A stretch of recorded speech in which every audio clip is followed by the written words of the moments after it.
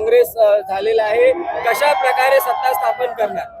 नक्कीच ज्या पद्धतीचा विजय आम्हाला नगरपालिकेत मिळाला होता तोच विजय परत अपेक्षित आम्हाला होता आणि तो विजय या महापालिकेत सगळ्या या चंद्रपूरकरांनी दिला। त्यासाठी मी चंद्रपूरकरांचे मनापासून आभार व्यक्त करतो।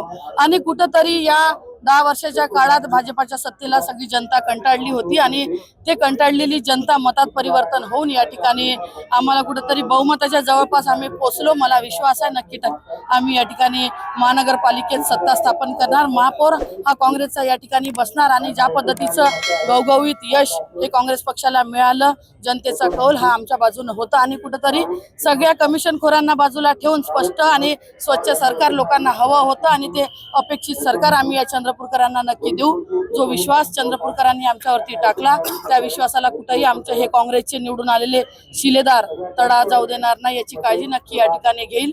परत एकदा मी सगळ्या चंद्रपूर मायबाप जनतेचे मनापासून आभार व्यक्त करतो आणि त्यांनी जो विश्वास आम्हाला टाकला त्या विश्वासाला सार्थकी नक्की आमचे हे शिलेदार लावेल, सार्थकी लावल एवढा विश्वास या ठिकाणी व्यक्त करतो। मॅजिक फिगरला अजूनही काही आकडे जे आहेत ते कमी पडत आहेत, कोणाची मदत घेणार आहात?